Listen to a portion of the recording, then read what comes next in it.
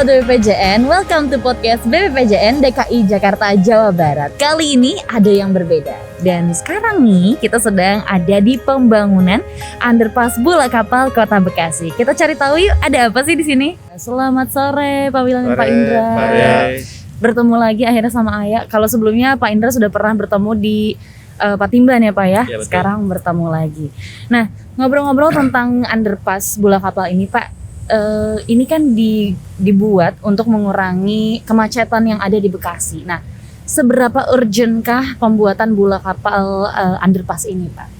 Ya, makasih Mbak Aya.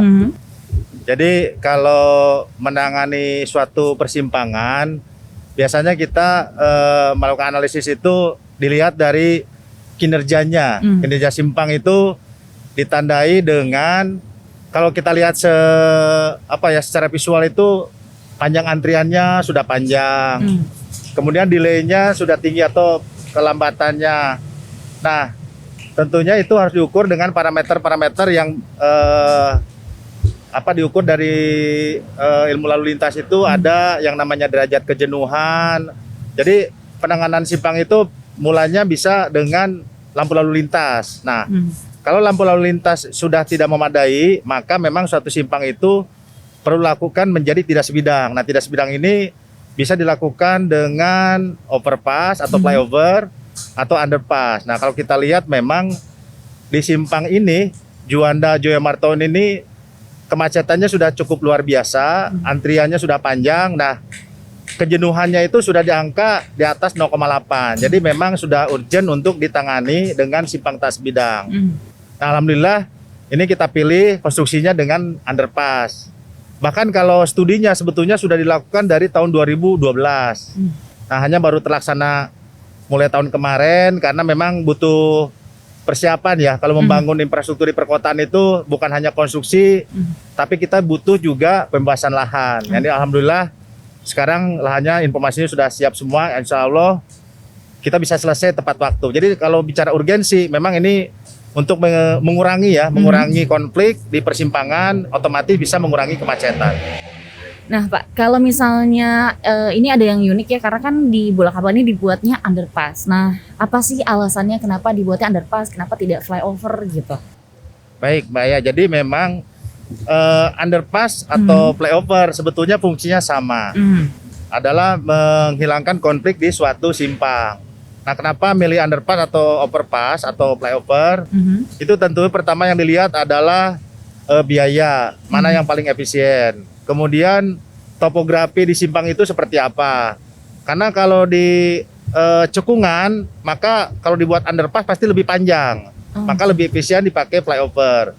Yang kedua juga dari estetika. Yang keempat lingkungan.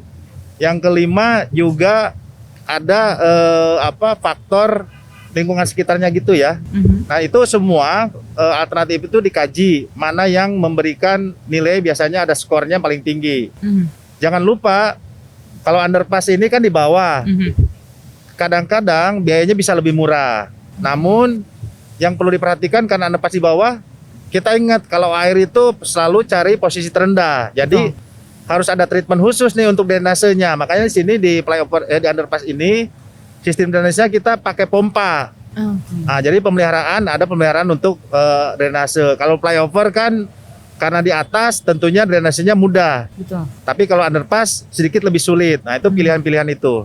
Nah, berdasarkan kajian teknis dan ekonomis tadi, yang muncullah alternatif underpass di titik ini, kira-kira seperti itu. Nah, ini sedikit edukasi mungkin bisa dijawab oleh Pak Indra. Kan tadi Pak Wilan bilang kalau misalnya ada teknik khusus dengan pompa ya Pak ya. Nah, itu biasanya sistem kerjanya seperti apa sih Pak? Ketika ada air masuk akan dipompa langsung ke atas atau seperti apa?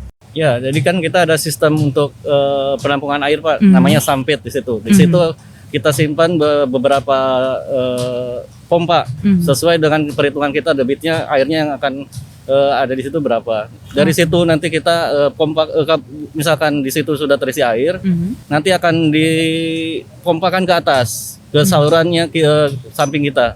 Dari situ baru kita arahkan ke pembuangan airnya ke sungai yang terdekat. Gitu. Jadi underpass ini akan tetap aman, terbebas dari banjir ya Pak ya.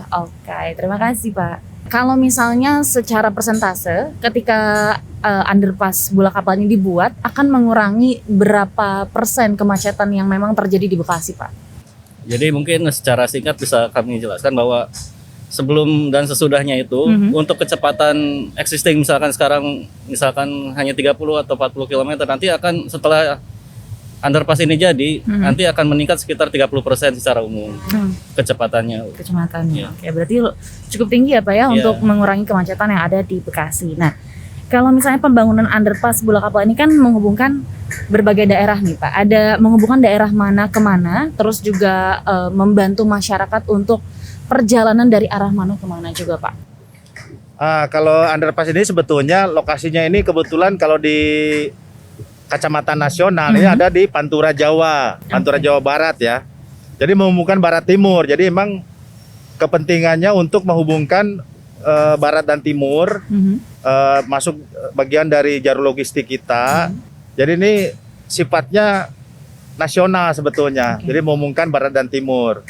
Memang harusnya di jalur logistik itu semua persimpangan tidak sebidang itu kita minimize dengan tak sebidang supaya tidak ada hambatan. Nah, ini secara bertahap. Terutama kalau di Pantura itu yang utamanya kalau ada ketemu dengan rel kereta api itu by law kita harus tidak sebidang. Nah, ini mungkin pelan-pelan nanti ke depan harusnya di jalur logistik itu tidak ada simpang sebidang.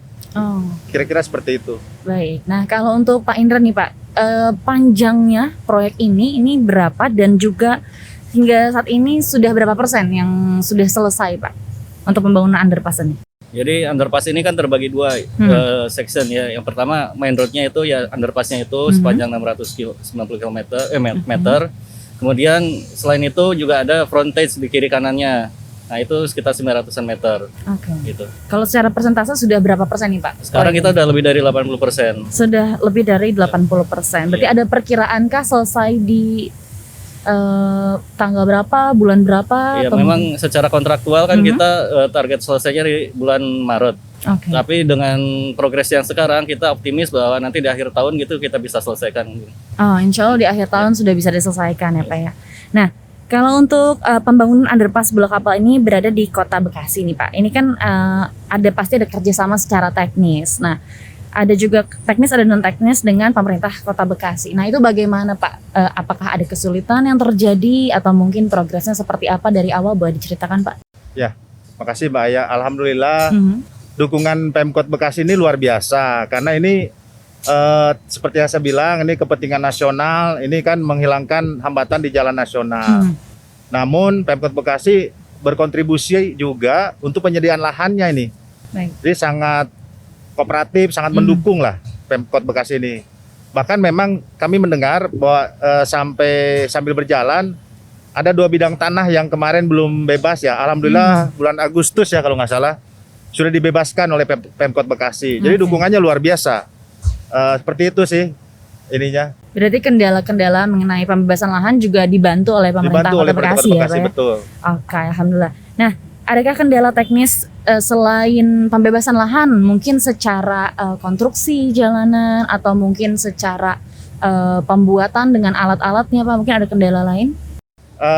Kendala seperti biasa ya, kalau kita membangun infrastruktur sebesar ini di tengah perkotaan, tentunya kendalanya adalah bagaimana kita mengatur pelaksanaan konstruksi dengan kondisi lalu lintas yang sangat ramai. Jadi memang metode konstruksinya sudah disiapkan dari awal, dari sejak perencanaan, tapi tentunya perlu juga ada dukungan koordinasi dari Pemkot maupun dari Dinas Perhubungan setempat. Nah, kendala teknisnya itu di pengaturan lalu lintas sih utamanya, karena secara konstruksi ini sudah banyak dikerjakan ya, karena ini sifatnya konvensional. Sifatnya ini underpass tapi metode konstruksinya itu open cut ya, digali lalu dipakai bor pile, jadi bukan jacking dan sebagainya. Kendala teknis rasanya tidak ada tapi tidak terlalu signifikan, kira-kira seperti itu. Nah ini pertanyaan untuk Pak Indra nih Pak. Kan ketika sesuatu sedang dibangun pasti ada kendala misalnya di kemacetan yang akhirnya terjadi gitu kan, walaupun memang pembuatan underpass ini untuk mengurangi kemacetan. Nah, adakah problem tersendiri ketika underpass ini dibuat mempengaruhi traffic atau lalu lintas yang memang sudah ada Pak? Ya, yang pada pastinya pasti akan menimbulkan tambahan kemacetan Mbak, tapi pada prinsipnya kita bagaimana caranya agar tidak mengurangi lajur existing yang sudah ada. Oke. Yang tadinya kan 4 lajur kan. Nah, kita kan dengan adanya underpass dan frontage ini kan jadi 6 lajur. Nah, yang frontage ini kan masing-masing 2 lajur ya. Jadi ketika kita pertama menyiapkan dulu untuk yang frontage-nya. Frontage-nya itu 4 lajur kiri kanan. Kiri kanan itu setelah selesai itu lalu lintas kita alihkan ke situ. Oke. Jadi ketika kita menyelesaikan yang main road-nya ini atau underpass-nya ini, jadi lalu lintas itu udah di kiri kanan udah ini. Jadi minimal kita meminimalisir untuk gangguan lalu lintas. Oke, berarti walaupun pasti akan ada kemacetan tapi setidaknya diminimalisir ya Pak ya. Nah, kalau untuk pembangunan underpass ini kan memang dilakukan ketika masa pandemi nih Pak ya. Pasti ada problem lain selain mungkin secara pembebasan lahan atau mungkin kemacetan yang ada. Nah, adakah arahan dan kebijakan dari Kementerian PUPR mengenai proses pekerjaan underpass Bula Kapal ini sendiri Pak? Kalau arahan terkait pelaksanaan konstruksi secara umum ada dari Pak Menteri ya, ada instruksi menterinya tahun lalu, tergantung situasi dan kondisi. Nah, alhamdulillah kami mendapat laporan di proyek Bula Kapal ini jadwal tetap berjalan seperti biasa, hanya saja tentunya prokes, prosedur kesehatan ditingkatkan sesuai dengan instruksi Pak Menteri. Itu sudah dijalankan semua. Alhamdulillah tidak ada yang terkendala di sini. Oke. Alhamdulillah juga. Karena di beberapa tempat memang ada begitu ada pekerja atau yang turut serta di konstruksi itu terkena COVID, itu selalu ada slowdown ya, ada perlambatan. Di sini saya dapat laporan tidak sempat ya Pak Indra ya, jalan terus. Alhamdulillah. Oke, berarti tidak ada pengurangan pekerja dan juga jamnya hanya ya memang Pak ya? prokesnya dijalankan Proses secara yang ketat. diperketat. Ya. Oke. Nah, kalau misalnya Ayah lihat nih Pak di Instagramnya, di rancangan underpass ini akan ada ornamen-ornamen yang mungkin kental dengan budaya. Nah, itu adakah kerjasama dengan budayawan atau mungkin idenya dari mana? Boleh tahu Pak? Ya betul. Jadi kembali walaupun ini kegiatan pusat gitu ya, tapi karena kita bekerja tentunya ada tuan rumahnya ya. Tuan rumahnya ini Pemkot Bekasi, Provinsi Jawa Barat. Ya tentunya kita berkoordinasi karena ini harapan kita selain infrastruktur mengurangi kemacetan, harapan kita juga menjadi ikon di Kota Bekasi. Oleh karena itu teman-teman dari proyek berkoordinasi dengan Pemkot Bekasi dan diarahkan ada budayawan di sini yang barangkali bisa menerapkan simbol-simbol atau ornamen. Itu sudah dilakukan diskusinya, bahkan desainnya sudah ada. Banyak ininya ya, ada ornamen beberapa yang mungkin nanti Pak Indra bisa jelaskan. Ada di sini di dinding-dindingnya tuh nanti ada ornamen-ornamen yang khas Bekasi ya, khas Bekasi.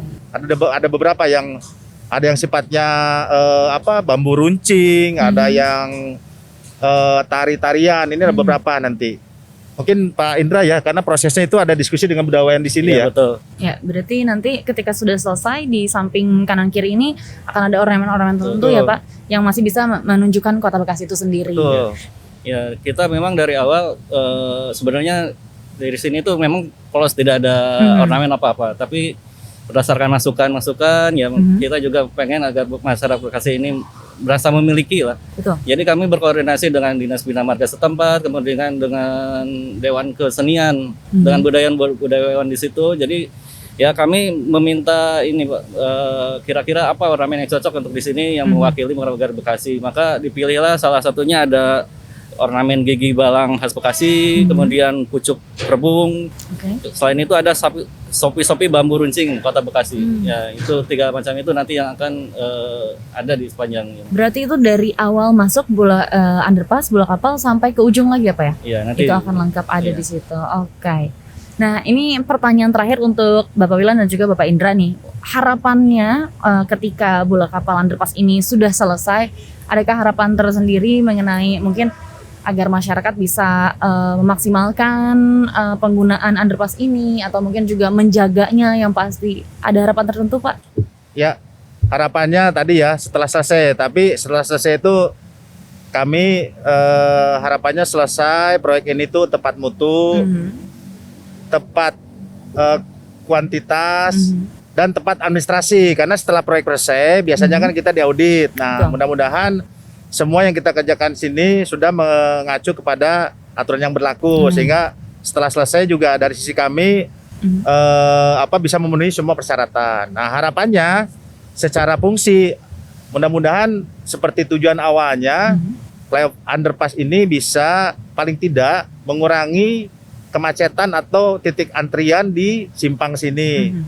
Dan masyarakat di Kota Bekasi bisa menikmati, bahkan kalau bisa diharapkan juga bisa ikut memeliharanya, karena walaupun pemeliharaan nanti kita akan lakukan, tapi tentunya perlu dukungan dari masyarakat sekitar gitu. Karena kan kadang-kadang di tempat-tempat baru itu suka ada jadi tempat ngumpul atau apa. Nah, itu mungkin kita hindari. Barangkali itu Mbak ya. Oke, kalau untuk Pak Indra harapannya Pak? Ya sama Mbak. Jadi kita harapkan semuanya tepat mutu, tepat waktu, tepat biaya. Selain itu manfaatnya bisa dirasakan oleh semua pihak, terutama masyarakat, sehingga kemacetannya berkurang dan masyarakat Bekasi bisa mempunyai ikon baru lah untuk kotanya.